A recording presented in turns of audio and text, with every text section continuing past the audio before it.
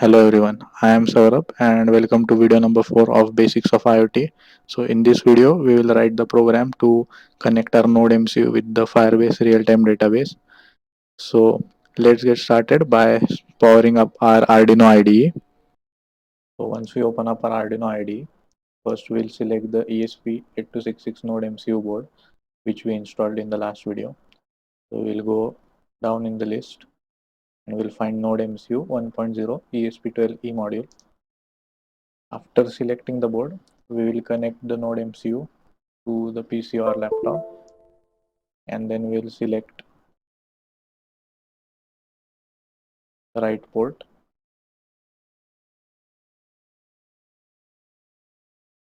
Now we can start writing program on the ESP8266 Node MCU. So first what we'll do is we will have to connect our Node MCU to our Wi-Fi router or any access point or a mobile hotspot. So for that, we include the ESP8266 Wi-Fi.h header file. So we do it by using hash include ESP8266 Wi-Fi.h. So this file helps in connecting to the wireless router or access points. So first what we'll have to do is we will define two macros for SSID and password. So Wi-Fi SSID is nothing but the name which we see on our phones or laptops of our Wi-Fi router.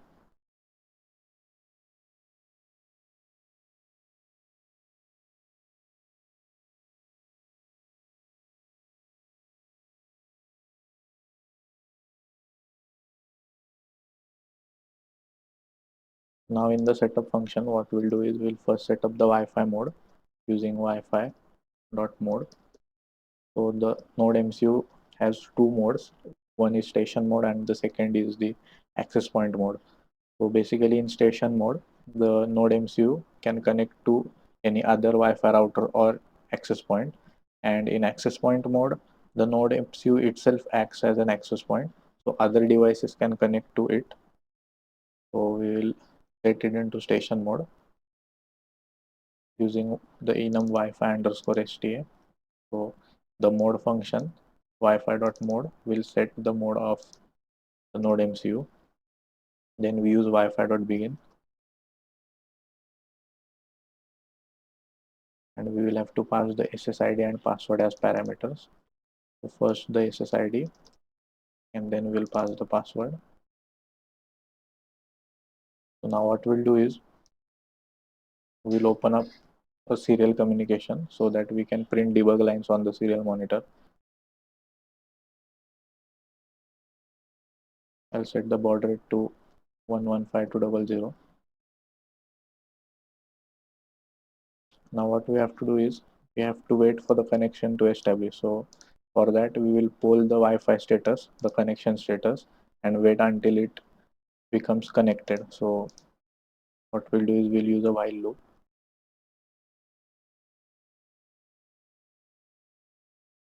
We call the status function, which will return us the status of our Wi-Fi connection. So while the status is not equal to connected, so WL underscore connected, the enum for connected status. So what we'll do is we keep on checking the Wi-Fi status, and until it's not connected, what we do in the while loop is we print on serial.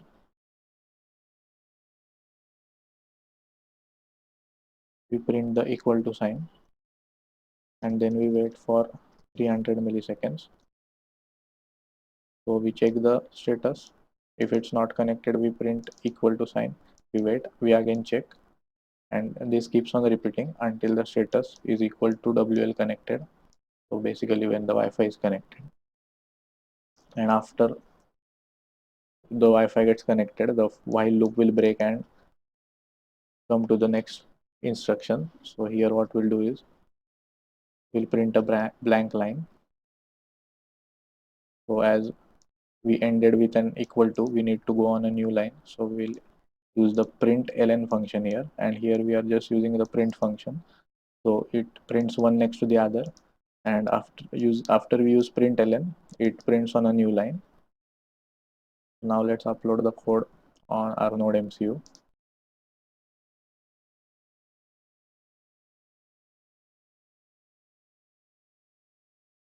So once the code is uploaded, we'll open the serial monitor.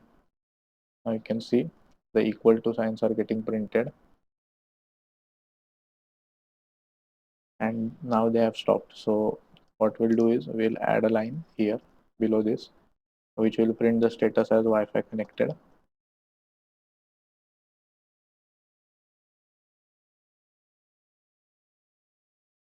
Now we'll upload.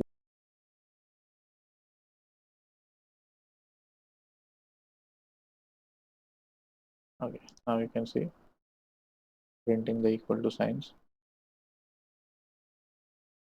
and then it prints Wi-Fi connected. So now that we can connect to our access point, we will create a TCP client connection, client server connection between our Firebase database and the Node MCU, so that we can send some HTTP request and read and write data on our database. So for that, we use another header file. So we use the Wi-Fi client secure.h, as the Firebase uses HTTPS protocol, like we saw in the last video. We have to use the secure.h file. So this is basically for HTTPS protocol, and the Wi-Fi client.h is for HTTP protocol. So we'll use Wi-Fi secure protocol. So we include this file. Now what we do is we create a Wi-Fi client or a TCP client. So what we do is we create an object of the Wi-Fi client secure class. So I'll name it as client.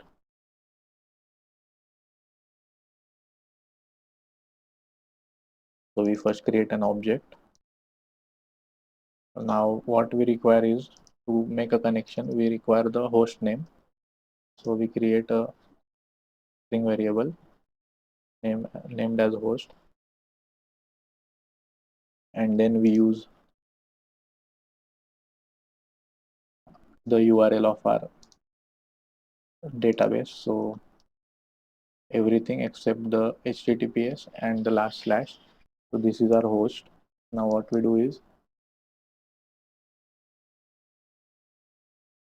we have to connect to the host. So we use client.connect. So the connect method or function, we call the connect function. Now, as we saw in the last video, for a TCP connection to be established, we require the host and the port number. So if we go on Google and search for HTTPS port number,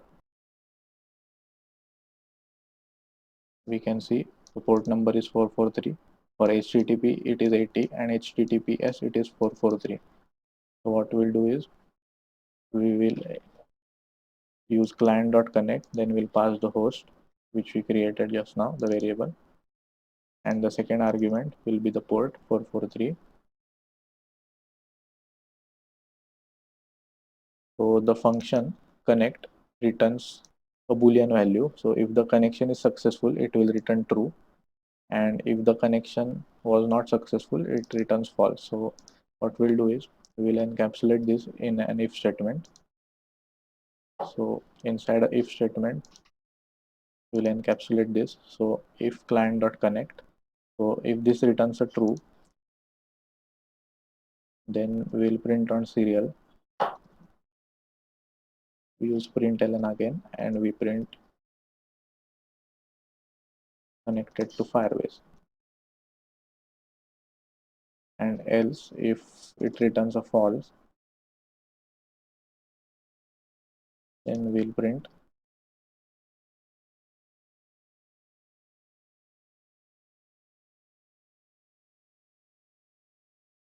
failed to connect to Firebase. Okay. Now let's upload this code and see if we can connect to Firebase server.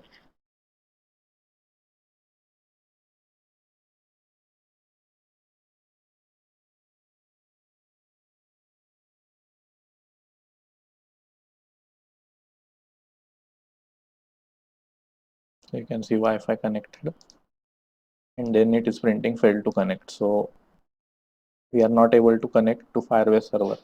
Now the reason behind this is that if you remember in the last video, when we are trying to establish a HTTPS connection, what happens is the client first asks the server for a valid certificate, and then the server will send the certificate first. Now what happens is the size of the certificates is almost 2 kilobytes long, so the node MCU cannot store that much amount of data in its memory. So what happens is the connection gets aborted. So the solution to that is we use client.set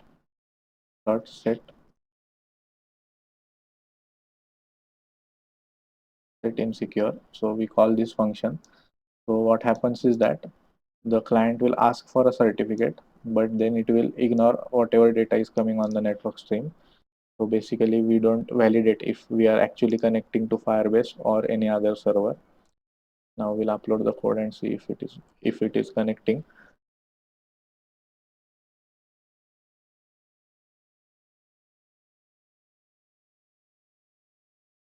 So now it's connecting to the Wi-Fi first. So once it connects to the Wi-Fi, you can see it printed connected to Firebase. So now we are able to establish connection between the Firebase and NodeMCU. Now we are ready to send some HTTP requests. So we'll first do is we'll read the data of ID01. So what we'll do is we'll go to the URL, we'll copy the URL, and we'll use REQBin again. So if you remember, we have to attach .json at the end of the URL. So I want data of ID01. So I attach .json here, and I have to send a GET request. Now what I'll do is I'll click on the raw tab so that I get the raw values of the GET request. So now what we'll do is we will use our client dot print function. So we'll print all this data through the client. First what we'll do is we'll print this line. So this is printed as a string, so we use double quotes. Then we add this line. Then you can see there is a new line. So we will add a new line here using /n. But one thing that you need to remember is that in all the HTTP requests, what before the new line ends, we have to add /r to it, which is a carriage return. So we add /r/n, and then we add the last line, which is the host. And then to end the complete request, what we do is we add /r/n and again /r/n to complete the request. So basically we add a blank line at the end which tells the server that the request is over. So once we have sent the request to the server, we have to wait for the response. So we do that by using another while loop. So basically what we'll do is we'll poll for the data to get available in the network stream. So we do that using client.available. So the available function returns the integer value or the number of bytes that are available on the network stream. So we wait for the bytes to be loaded on the network stream from the Firebase server. So basically while client.available is 0, we just put a delay.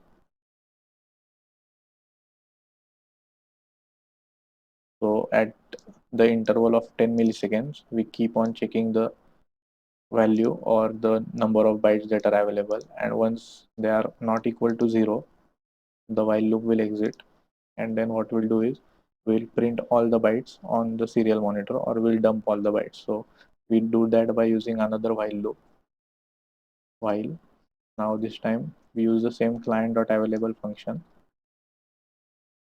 but what we do is until all the bytes are printed. So while client.available is greater than 0, so until there are bytes in the stream, we will keep on printing, and once they are 0, this will exit the while loop. So what we do is we use serial, but this time we don't use the print function.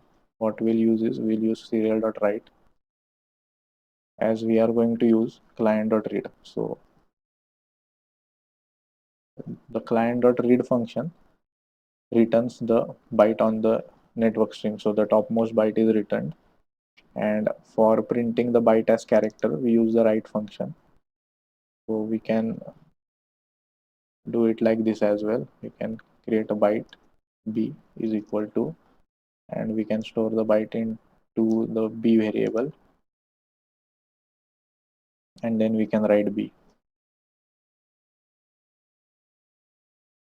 So by using this, we print all the data that is being sent back by the Firebase server. So now let's upload the code and see what data we are getting as a response.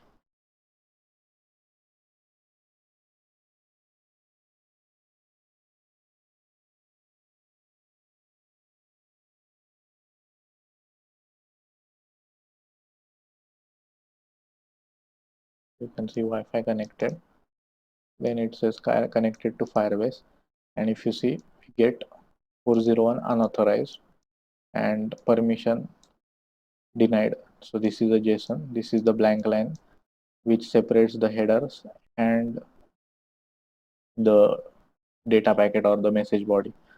So if you see on the request bin, and if you send the same request that we just sent here, we'll get the same result, 401 unauthorized, and the raw packet will be exactly similar to the one which we got here. So if you remember, what we did in the last video was we added a query of authentication key using question mark auth is equal to, and we added our key here. So we have to do the same. So we'll get the key from project settings, then we'll go under service accounts. Then at the left hand side we'll see database secrets.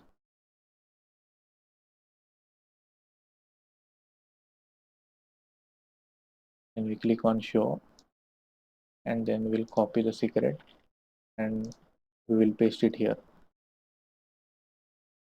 If you see, what happens actually is that the query question mark auth is equal to gets added to the get request. So we'll do the same thing. We'll copy the query and we'll paste it here after .json. So the get request, the path, and then the query is added here. And now let's upload the code and see if we can read data.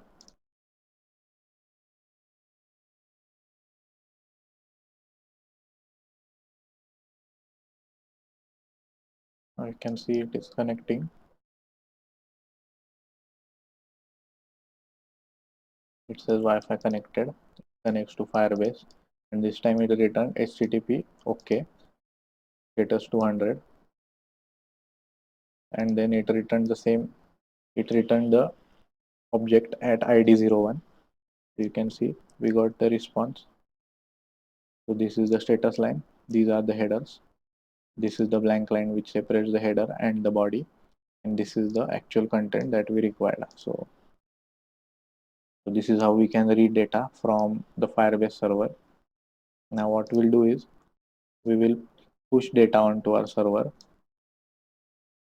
So first I'll open the database, and let's say we want to create ID02 here. So what I'll do is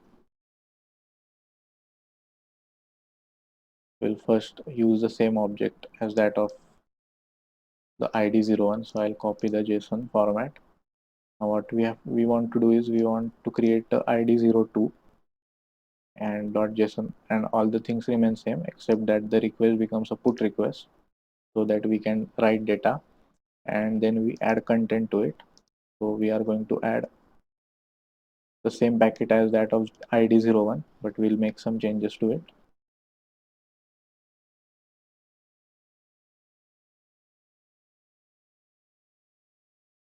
Now we'll click on the raw tab. So now we get this packet. Now we have to create this same HTTP packet or request using client.print. So we'll use the same code. I'll just remove the client.print string. Now we'll add a string here. So first we add this line, then we add /r/n for new line, then we add the second line, then we again add /r/n, then we add the third line, we again add /r/n, then we add the content length line, fourth one, then we add again /r/n. Now you can see there is a blank line, so we just add /r/n again. So this separates the headers and the content. Now we add the content, and then we just add a /r. So now that we have written our HTTP request, the put request in our client.print function, let's upload the code and see if the data gets pushed.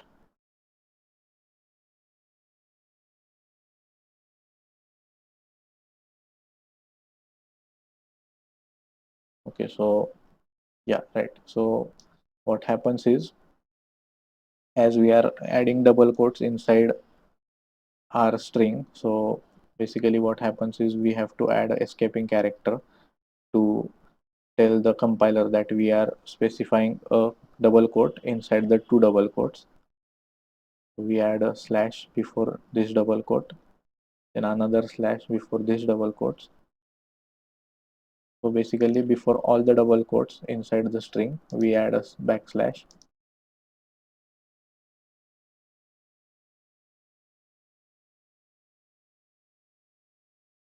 So once we have added backslashes before all the double quotes, we can now compile the code. So I'll tell you why the backslash is required in a few minutes.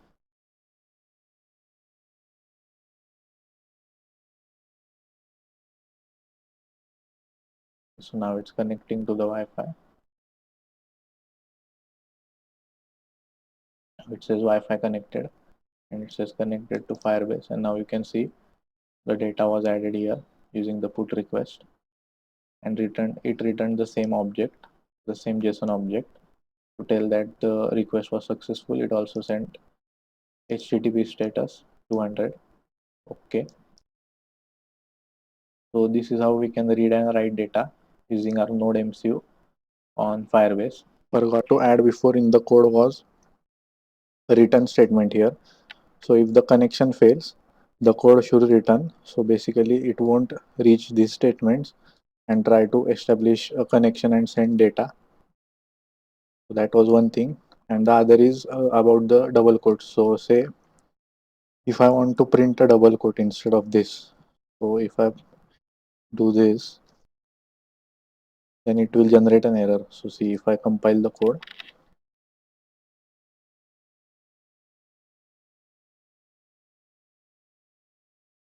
see it missing terminating character, it generates an compilation error. So this is because you can't use a double quote inside a string representation, or between these two double quotes you can't use a double quote. So what you have to do is you have to add a slash before it. This specifies that it is a string or it is a double quote inside a string. So if I want to write my name inside double quotes, so I'll do this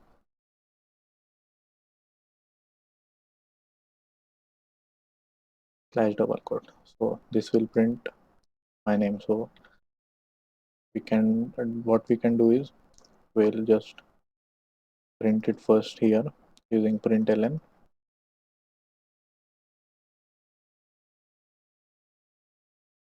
We'll just keep it as it was before. Now let's compile the code and upload it.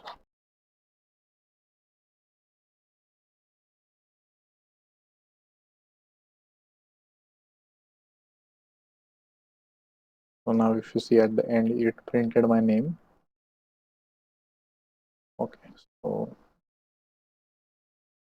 you can see it printed my name between double quotes. So this slash double quote and this slash double quote basically represent just the double quotes. The slash tells the compiler that it is a double quote inside a string representation. So in the next video, what we'll do is we will look into what RFID module is and how to interface it with the Node MCU, and we will write a code to read the RFID tag and send its data over to the real-time database. Thanks for watching. If you found the video useful, you can like the video. If you have any doubts, you can leave a comment. And if you want to see more videos in this series, please subscribe to the channel and hit the bell icon.